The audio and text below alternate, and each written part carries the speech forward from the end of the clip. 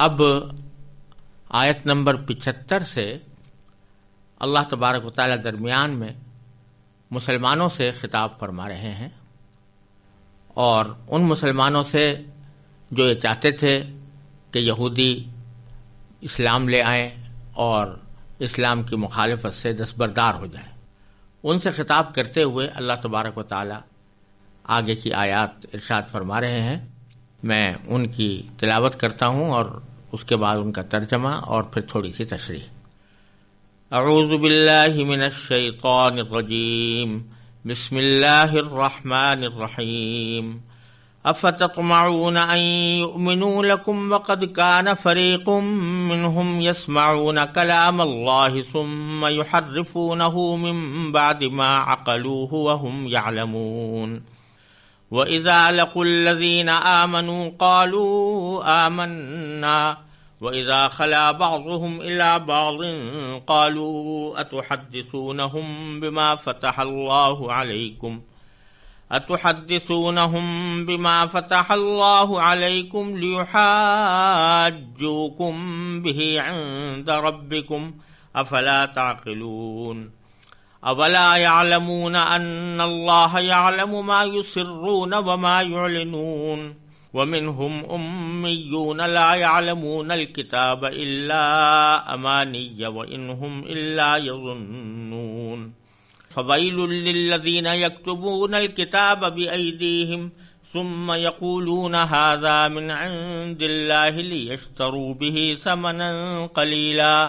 وَوَيْلٌ لَّهُم مِّمَّا كَتَبَتْ أَيْدِيهِمْ وَوَيْلٌ لَّهُم مِّمَّا يَكْسِبُونَ۔ وَقَالُوا لَن تَمَسَّنَا النَّارُ إِلَّا أَيَّامًا مَّعْدُودَةً قُلْ أَتَّخَذْتُمْ عِندَ اللَّهِ عَهْدًا فَلَن يُخْلِفَ اللَّهُ عَهْدَهُ أَمْ تَقُولُونَ عَلَى اللَّهِ مَا لَا تَعْلَمُونَ۔ بلا من کسب سیئۃ وأحاطت به خطیئته فأولئک اصحاب النار هم فيها خالدون۔ والذین آمنوا وعملوا الصالحات أولئک اصحاب الجنہ هم فيها خالدون۔ ان آیات کا ترجمہ یہ ہے کہ مسلمانوں، کیا اب بھی تمہیں یہ لالچ ہے کہ یہ لوگ تمہارے کہنے سے ایمان لے آئیں گے، حالانکہ ان میں سے ایک گروہ کے لوگ اللہ کا کلام سنتے تھے، پھر اس کو اچھی طرح سمجھنے کے بعد بھی جانتے بوجھتے اس میں تحریف کر ڈالتے تھے۔ اور جب یہ لوگ ان مسلمانوں سے ملتے ہیں جو پہلے ایمان لا چکے ہیں، تو زبان سے کہہ دیتے ہیں کہ ہم بھی ایمان لے آئے ہیں، اور جب یہ ایک دوسرے کے ساتھ تنہائی میں جاتے ہیں تو آپس میں ایک دوسرے سے کہتے ہیں کہ کیا تم ان مسلمانوں کو وہ باتیں بتاتے ہو جو اللہ تبارک و تعالی نے تم پر کھولی ہیں، تاکہ یہ مسلمان تمہارے پروردگار کے پاس جا کر انہیں تمہارے خلاف دلیل کے طور پر پیش کریں۔ کیا تمہیں اتنی بھی عقل نہیں؟ کیا یہ لوگ جو ایسی باتیں کرتے ہیں یہ نہیں جانتے کہ اللہ کو ان ساری باتوں کا خوب علم ہے جو وہ چھپاتے ہیں اور جو وہ ظاہر کرتے ہیں؟ اور ان میں سے کچھ لوگ ان پڑھ ہیں جو کتاب یعنی تورات کا علم تو رکھتے نہیں، البتہ کچھ آرزوئیں پکائے بیٹھے ہیں، اور ان کا کام بس یہ ہے کہ وہم و گمان باندھتے رہتے ہیں۔ لہذا تباہی ہے ان لوگوں کی جو اپنے ہاتھوں سے کتاب لکھتے ہیں، پھر لوگوں سے کہتے ہیں کہ یہ اللہ کی طرف سے ہے تاکہ اس کے ذریعے تھوڑی سی آمدنی کما لیں۔ بس تباہی ہے ان لوگوں پر اس تحریر کی وجہ سے بھی جو ان کے ہاتھوں نے لکھی، اور تباہی ہے ان پر اس آمدنی کی وجہ سے بھی جو وہ کماتے ہیں۔ اور یہودیوں نے کہا ہے کہ ہمیں گنتی کے چند دنوں کے علاوہ آگ ہرگز نہیں چھوئے گی۔ آپ ان سے کہیے کہ کیا تم نے اللہ کی طرف سے کوئی عہد لے رکھا ہے جس کی بنا پر وہ اپنے عہد کی خلاف ورزی نہیں کر سکتا، یا تم اللہ کے ذمے وہ بات لگا رہے ہو جس کا تمہیں کچھ پتہ نہیں؟ آگ تمہیں کیوں نہیں چھوئے گی؟ جو لوگ بھی بدی کماتے ہیں اور ان کی بدی انہیں گھیر لیتی ہے تو ایسے ہی لوگ دوزخ کے باسی ہیں، وہ ہمیشہ اس میں رہیں گے۔ اور جو لوگ ایمان لاتے ہیں اور نیک عمل کرتے ہیں تو وہ جنت کے باسی ہیں، وہ ہمیشہ اس میں رہیں گے۔ ان آیات کریمہ میں بنی اسرائیل کی نافرمانیوں اور بدعملیوں کا ذکر کرنے کے درمیان مسلمانوں سے خطاب کیا گیا ہے، کیونکہ مسلمان جب یہودیوں کو دیکھتے تھے اور ان کی سرکشیوں کا اپنی آنکھوں سے نظارہ کرتے تھے تو ان کے دل میں یہ تڑپ پیدا ہوتی تھی کہ یہ لوگ کسی طرح اسلام لے آئیں۔ اسی طرح بعض حضرات مسلمانوں میں سے ایسے تھے کہ جو ان کے ظاہری محبت کے مظاہروں سے بعض اوقات فریب کھانے لگے، یعنی جب کبھی بعض یہودی آ کر گول مول الفاظ میں اس بات کا اظہار کرتے تھے کہ ہم بھی ایمان لائے ہوئے ہیں، تو مسلمانوں کے دل میں یہ لالچ پیدا ہو جاتا تھا، یہ خیال پیدا ہو جاتا تھا کہ شاید یہ لوگ سچے ہوں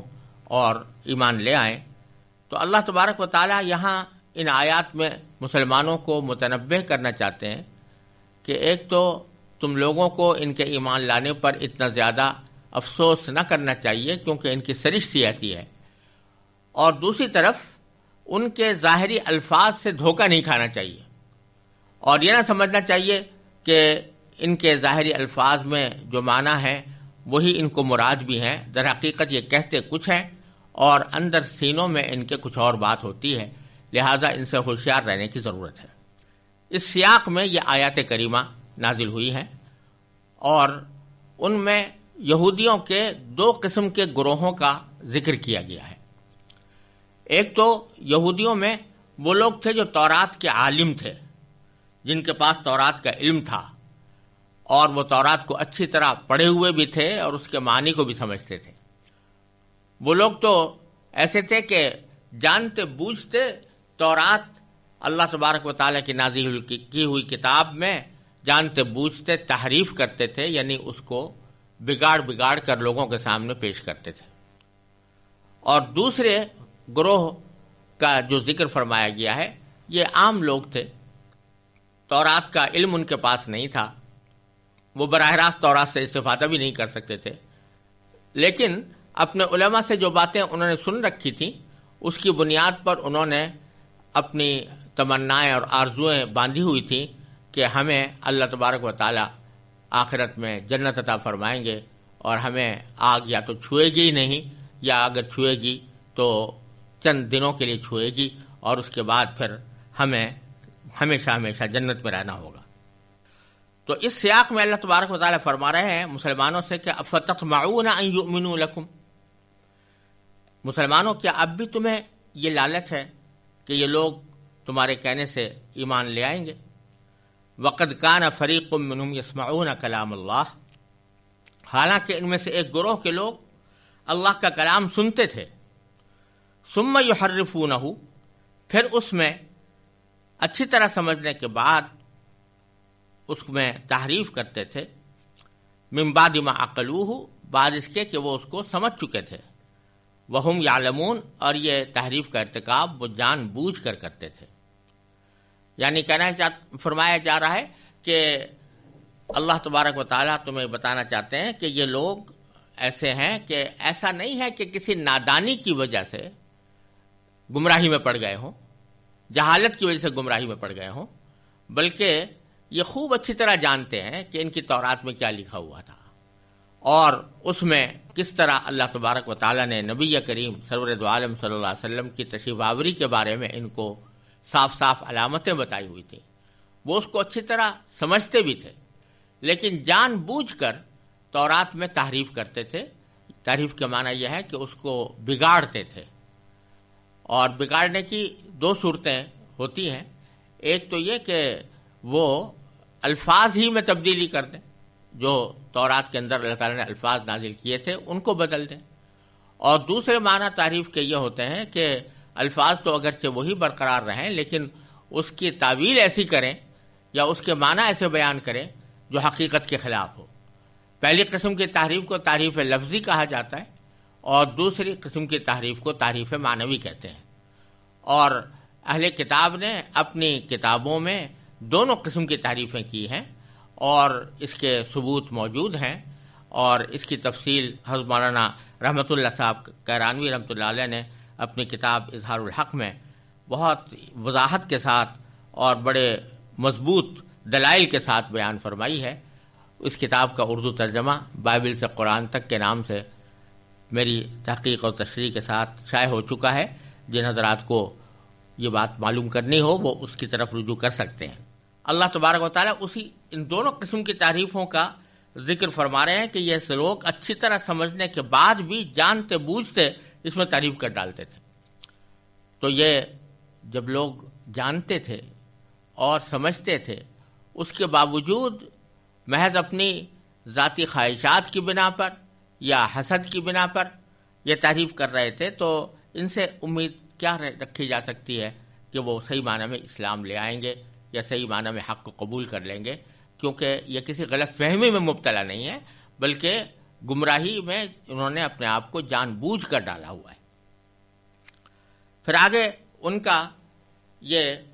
ایک طریقہ بیان فرمایا کہ وَإِذَا لَقُوا الَّذِينَ آمَنُوا، اور جب یہ لوگ ان مسلمانوں سے ملتے ہیں جو پہلے ایمان لا چکے ہیں، تو قالو، تو وہ یہ زبان سے کہہ دیتے ہیں کہ آمنا، یعنی ہم بھی ایمان لے آئے ہیں۔ اب ان میں دو احتمال ہیں۔ ایک تو یہ کہ یہ ذکر ہو رہا ہے یہودیوں میں سے ان لوگوں کا جو منافق بھی تھے، یعنی زبان سے مسلمانوں کے سامنے اپنے آپ کو مسلمان ظاہر کرتے تھے اور مسلمانوں ہی کی طرح اپنے آپ کو رکھنے کی کوشش کرتے تھے، لیکن درپردہ وہ مسلمان نہیں تھے۔ اور دوسرے، اس میں وہ لوگ بھی داخل ہیں کہ جو در حقیقت یہ جملہ جو کہتے تھے کہ ہم بھی ایمان لے آئے ہیں، تو ان کا در حقیقت مقصد یہ ہوتا تھا کہ ہم تو اپنی کتاب پر یعنی تورات پر ایمان رکھتے ہیں، حضرت موسیٰ علیہ السلام کی رسالت پر ایمان رکھتے ہیں، اور یہ ایمان لانا ہمارے لیے کافی ہے۔ ہمیں نبی کریم صلی اللہ علیہ وسلم پر ایمان لانے کی یا قرآن پر ایمان لانے کی ضرورت نہیں ہے۔ تو مسلمانوں کے سامنے ایک ایسا گول مول جملہ بولتے تھے کہ ہم تو خود مومن ہیں یا ہم تو خود ایمان لا چکے ہیں، جس سے مسلمانوں کو یہ ظاہر ہو کہ یہ رسول کریم صلی اللہ علیہ وسلم پر اور قرآن پر ایمان لا چکے ہیں، لیکن حقیقت میں وہ ان کا مقصد کچھ اور ہوتا تھا۔ اب ان کا حال یہ ہے کہ زبان سے تو انہوں نے کہہ دیا کہ ہم ایمان لائے ہیں، وَإِذَا خَلَا بَعْضُهُمْ إِلَىٰ بَعْضٍ، اور جب یہ ایک دوسرے کے ساتھ تنہائی میں جاتے ہیں تو قالو، وہ یہ آپس میں ایک دوسرے سے کہتے ہیں کہ أَتُحَدِّثُونَهُمْ بِمَا فَتَحَ اللَّهُ عَلَيْكُمْ، یعنی ایک دوسرے کو ملامت کرتے ہیں۔ ملامت یہ کرتے ہیں کہ بعض یہودی مسلمانوں کی خوشنودی حاصل کرنے کے لیے تورات کے وہ حصے ان کو بتا دیا کرتے تھے جن میں نبی کریم سرور دو عالم صلی اللہ علیہ وسلم کی تشریف آوری کی پیشین گوئی کی گئی ہے، بشارتیں دی گئی ہیں۔ وہ تورات کے حصے ان کو سنا دیتے تھے کہ دیکھو یہ تو ہماری تورات میں پہلے سے لکھا ہوا ہے کہ نبی کریم صلی اللہ علیہ وسلم تشریف لائیں گے، ان کی علامتیں یہ ہوں گی۔ تو جو لوگ یہ بتا دیتے تھے مسلمانوں کی خوشنودی حاصل کرنے کے لیے، ان سے دوسرے یہودی خطاب کر کے یہ کہتے تھے کہ کیا تم ان مسلمانوں کو وہ باتیں بتاتے ہو جو اللہ تعالیٰ نے تم پر کھولی ہیں، بما فتح اللہ علیکم، جو تم پر کھولی ہیں، یعنی جو باتیں تمہارے سامنے اللہ تعالیٰ نے بیان فرمائی ہیں تورات میں، وہ تم ان کو بتا دیتے ہو۔ لیحاجوکم بہ عند ربکم، تاکہ یہ مسلمان، اس کا انجام یہ ہوگا کہ جب تم ان کو یہ باتیں بتاؤ گے تو یہ مسلمان تمہارے پروردگار کے پاس جا کر انہیں تمہارے خلاف دلیل کے طور پر پیش کریں گے اور کہیں گے کہ دیکھو یہ ہمیں خود ان یہودیوں نے بتایا تھا کہ تورات کے اندر نبی کریم صلی اللہ علیہ وسلم کی تشریف آوری کی پیشین گوئی موجود ہے، اس کے باوجود یہ لوگ نبی کریم صلی اللہ علیہ وسلم پر ایمان نہیں لاتے، تو یہ وہاں جا کر دلیل کے طور پر تمہارے پیش کریں گے کہ ہم سے خود انہوں نے کہا تھا، اس کے باوجود یہ ایمان نہیں لاتے۔ افلا تعقلون، تو کیا تم اتنی سمجھ نہیں رکھتے کہ مسلمانوں کو ایسی باتیں نہیں بتانی چاہیے؟ اب یہ ان کی حماقت تھی کہ گویا اللہ تبارک و تعالیٰ کو پتہ نہیں ہے کہ تورات میں کیا لکھا ہوا ہے اور یہ لوگ زبان سے کیا کہہ رہے ہیں اور ان کے دل میں کیا ہے، تو آگے اللہ تبارک و تعالیٰ نے فرمایا اولا یعلمون، کیا یہ لوگ یہ نہیں جانتے ان اللہ یعلم ما یسرون و ما یعلنون، کہ اللہ تبارک و تعالیٰ کو ان ساری باتوں کا خوب علم ہے جو وہ چھپاتے ہیں، ما یسرون جو وہ چھپاتے ہیں، وما یعلنون اور جو وہ ظاہر کرتے ہیں۔ لہذا ان کے ظاہر کرنے اور چھپانے سے کچھ فرق نہیں پڑتا، اللہ تبارک و تعالیٰ کو ان کا سارا حال معلوم ہے، اور اس کے نتیجے میں ان کو جو کچھ سزا ملنی ہے وہ مل کر رہے گی۔ یہ تو ذکر تھا یہودیوں کے اس گروہ کا جو تورات کے عالم تھے۔ آگے اس گروہ کا ذکر ہے کہ جو خود عالم نہیں تھے، لیکن ان عالموں کے کہنے سے وہ دل میں یہ آرزویں چھپائے بیٹھے تھے کہ بس ہم ہی اللہ تعالیٰ کے منتخب بندے ہیں، اور ہمارے سوا کوئی اور اللہ تبارک و تعالیٰ کا محبوب نہیں ہے، اور ہم ہی کو جنت ملنے والی ہے۔ ان کا ذکر کرتے ہوئے فرمائے وَمِنْهُمْ أُمِّيُّونَ، ان یہودیوں میں سے کچھ لوگ ان پڑھ ہیں، لا یعلمون الکتاب، جو کتاب یعنی تورات کا علم تو رکھتے نہیں، الا امانیہ، البتہ کچھ آرزویں ہیں جو انہوں نے پکا رکھی ہیں، اور ان کا کام یہ ہے کہ وَإِنْهُمْ إِلَّا يَظُنُّونَ، ان کا کام بس یہ ہے کہ وہم و گمان باندھتے رہتے ہیں، یعنی یہ وہم اور یہ گمان کہ بس ہم ہی کو اللہ تبارک و تعالی جنت عطا فرمائیں گے، ہمارے سوا کسی اور کو نہیں ملے گی۔ تو آگے اللہ تبارک و تعالی دونوں گروہوں کے بارے میں یہ فرماتے ہیں کہ ان کا انجام کیا ہونے والا ہے۔ فَوَيْلٌ لِّلَّذِينَ يَكْتُبُونَ الْكِتَابَ بِأَيْدِيهِمْ، پس تباہی ہے ان لوگوں کے لیے جو اپنے ہاتھوں سے کوئی تحریر لکھتے ہیں، ثُمَّ يَقُولُونَ هَذَا مِنْ عِنْدِ اللَّهِ، پھر کہتے ہیں کہ یہ اللہ تعالیٰ کی طرف سے ہے، لِيَشْتَرُوا بِهِ ثَمَنًا قَلِيلًا، تاکہ اس کے ذریعے تھوڑی سی آمدنی کما لیں۔ یہ ذکر ان یہودیوں کا ہے کہ جو عالم تھے اور لوگوں کو گمراہ کرنے کے لیے خود کتاب میں یعنی تورات میں اپنے ہاتھ سے تبدیلیاں کرتے تھے، اپنے ہاتھ سے لکھ کر کوئی جملہ بڑھا دیا اور کہا کہ یہ اللہ تعالیٰ کی طرف سے ہے۔ اس میں اس بات کی صراحت ہے کہ تورات میں یہ لوگ صرف معنوی تحریف ہی نہیں کرتے تھے بلکہ لفظی تحریف بھی کرتے تھے، اپنی طرف سے جملے بنا کر ان کو تورات کی طرف منسوب کر دیا کرتے تھے۔ تو ان کے لیے فرمایا کہ ان کے لیے تباہی ہے۔ تباہی کے لیے لفظ استعمال ہوا ہے فویلن، ویلن، ویل کے معنی عذاب کے بھی ہوتے ہیں، تباہی کے بھی ہوتے ہیں، افسوس کے بھی ہوتے ہیں۔ تو یہاں ان پر افسوس کا اظہار کیا جا رہا ہے ان کے اس عمل پر، اور ان کا انجام بتایا جا رہا ہے کہ ان کو بہت سخت عذاب ہوگا اور تباہی ہوگی۔ پھر آگے فرمایا فَوَيْلٌ لَّهُم مِّمَّا كَتَبَتْ أَيْدِيهِمْ وَوَيْلٌ لَّهُم مِّمَّا يَكْسِبُونَ، تباہی ہے ان کے لیے اس تحریر کی وجہ سے بھی جو ان کے ہاتھوں نے لکھی ہے، اور وَوَيْلٌ لَّهُم مِّمَّا يَكْسِبُونَ، اور تباہی ہے ان پر اس آمدنی کی وجہ سے بھی جو وہ کماتے ہیں۔ یعنی ایک تو قرآن کریم یا اللہ تعالیٰ کی کسی کتاب کے اندر کوئی ادنا تبدیلی جان بوجھ کر کرنا، یہ بذات خود ایک بہت بڑا عظیم گناہ ہے جس کا نتیجہ بہت بڑی تباہی کی صورت میں نکلنے والا ہے۔ تو یہ تورات کے اندر جو جانتے بوجھتے تبدیلی کرتے ہیں تو ایک تو تباہی ان کے لیے اس وجہ سے ہے، دوسرے یہ کہ اس تبدیلی کے نتیجے میں وہ آمدنی کماتے ہیں، یعنی رشوت لے کر بعض اوقات تورات میں تبدیلیاں کرتے ہیں اور اس کی وجہ سے ناجائز آمدنی کماتے ہیں۔ تو ناجائز آمدنی کا کمانا یہ بذات خود ایک بہت بڑا جرم ہے، اور یہ بھی ان کو تباہی کی طرف لے جانے والا ہے۔ اور آگے پھر اللہ تبارک و تعالیٰ نے اس چیز کی وضاحت فرمائی ہے کہ جو پیچھے کہا گیا تھا کہ انہوں نے تورات کو ایک آرزو باندھنے کا ذریعہ بنا رکھا ہے، انہوں نے آرزویں باندھ رکھی ہیں۔ یہ ان لوگوں کا ذکر ہے کہ جو کتاب کا علم تو رکھتے نہیں تھے، لیکن انہوں نے اپنے علماء کے کہنے کی وجہ سے کچھ تمنائیں باندھی ہوئی تھیں، آرزویں باندھی ہوئی تھیں۔ تو وہ آرزویں کیا تھیں اس کا ذکر اگلی آیت میں فرمایا وَقَالُوا لَن تَمَسَّنَا النَّارُ إِلَّا أَيَّامًا مَّعْدُودَةً، انہوں نے یہ بات کہی ہے کہ ہمیں گنتی کے چند دنوں کے علاوہ آگ ہرگز نہیں چھوئے گی۔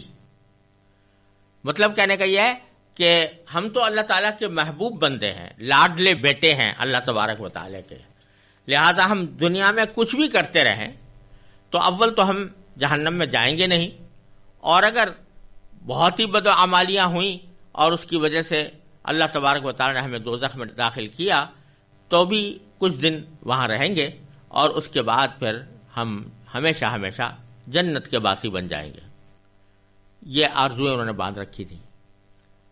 تو اللہ تعالیٰ اس پر تبصرہ کرتے ہوئے فرماتے ہیں، قل، نبی کریم صلی اللہ علیہ وسلم سے خطاب ہے کہ آپ ان سے کہہ دیجئے، اتخذتم عند اللہ عہدا، کہ کیا تم نے اللہ تعالیٰ کی طرف سے کوئی عہد لے رکھا ہے، فلن یخلف اللہ عہدہ، جس کی بنا پر وہ اپنے عہد کی خلاف ورزی نہیں کر سکتا۔ کیا اللہ تعالیٰ نے کوئی تم سے یہ وعدہ کیا ہے، کوئی عہد دیا ہے کہ ہم تمہیں کبھی بھی دوزخ میں داخل نہیں کریں گے اور ہمیشہ ہمیشہ جنت میں رکھیں گے؟ کیا ایسا کوئی عہد ہے؟ ظاہر ہے کہ ایسا کوئی عہد موجود نہیں تھا۔ یا ام تقولون علی اللہ ما لا تعلمون، یا پھر تم اللہ تعالیٰ کے ذمے وہ بات لگا رہے ہو جس کا تمہیں کچھ پتہ نہیں۔ اب آگے حقیقت اللہ تعالیٰ بیان فرماتے ہیں، بلا، تم جو کہہ رہے ہو کہ ہمیں آگ نہیں چھوئے گی مگر چند دنوں کے لیے، تو کیوں نہیں چھوئے گی؟ من کسب سیئۃ، اللہ تعالیٰ کا عدل و انصاف کا قانون یہ ہے کہ جو لوگ بھی بدی کماتے ہیں، جو لوگ بھی کوئی برائی کماتے ہیں، وَأَحَاطَتْ بِهِ خَطِيئَتُهُ، اور ان کی بدی انہیں گھیر لیتی ہے۔ کیا معنی کہ ایک تو بدی آدمی اس طرح بھی کرتا ہے کہ ایمان تو لے آیا ہے اور مومن ہونے کے لیے جو شرائط ہیں اس نے پوری کر دی ہیں، پھر بھی اس سے کوئی غلطی ہو گئی تو یہ بدی تو بے شک ہوئی، لیکن بدی نے اسے گھیرا نہیں۔ لیکن ایک صورت یہ ہے کہ آدمی اللہ تعالیٰ کے اوپر یا اللہ تعالیٰ کی کتاب پر یا اللہ تعالیٰ کے رسولوں پر یا ضروری معتقدات پر ایمان نہ لائے اور اس سے انکار کرے، کفر کا راستہ اختیار کرے، تو اس وقت بدی اس کو گھیر لیتی ہے۔ بدی کے گھیرنے کا مطلب یہ ہے کہ اب وہ پورا بدی کا پلندہ بن گیا۔ تو جس کو بدی گھیر لیتی ہے فَأُولَئِكَ أَصْحَابُ النَّارِ، تو ایسے لوگ ہی دوزخ کے باسی ہیں۔ دوزخ کے باسی ہیں یعنی دوزخ کے رہنے والے ہیں۔ ہم فیہا خالدون، وہ اس دوزخ میں ہمیشہ ہمیشہ رہیں گے۔ اور دوسری طرف والذین آمنوا وعملوا الصالحات، جو لوگ ایمان لاتے ہیں اور نیک عمل کرتے ہیں، اولئک اصحاب الجنہ، تو وہ جنت کے باسی ہیں، ہم فیہا خالدون، وہ ہمیشہ اس جنت میں رہیں گے۔ تو بتلایا یہ کہ ایسا نہیں ہے کہ اللہ تبارک و تعالیٰ نے کسی خاص نسل کو یا کسی خاص قوم کے لوگوں کو منتخب کر لیا ہو کہ بس یہ ہمارے چہیتے ہیں، ہمارے لاڈلے ہیں، اور یہ دنیا میں جو کچھ بھی کرتے رہیں، ایمان لائیں یا نہ لائیں، اچھے عمل کریں یا نہ کریں، گناہوں کا ارتکاب کریں، نافرمانیاں کریں، پھر بھی چونکہ ہمارے چہیتے اور لاڈلے بیٹے ہیں اس واسطے ہم ان کو ضرور جنت میں داخل کریں گے۔ یہ محض ایک گمان ہے، محض ایک آرزو ہے، حقیقت سے اس کا کوئی تعلق نہیں۔ اللہ تعالیٰ کا قانون یہ ہے کہ آدمی کسی بھی رنگ و نسل سے تعلق رکھتا ہو، کسی قوم سے تعلق رکھتا ہو، اصل دار و مدار اس کے عقیدے اور اس کے عمل کا ہے۔ اگر اس کا عقیدہ درست ہے اور عمل صحیح ہے تو وہ انشاءاللہ جنت میں جائے گا، اور اگر اس کے عقیدے میں خرابی ہے اور وہ ایمان کے تقاضوں کو پورا نہیں کرتا تو وہ جہنمی اور دوزخی ہے۔ اور اگر کوئی شخص ایمان تو لے آیا ہے اور پھر کسی بدی کا ارتکاب کرتا ہے تو اس بدی کے ارتکاب کی حد تک اس کو سزا ملے گی، لیکن وہ ہمیشہ جہنم میں نہیں رہے گا۔ یہ اللہ تعالیٰ کا قانون ہے، اور اسی قانون کا اللہ تعالیٰ نے ان آیات میں ذکر فرمایا ہے۔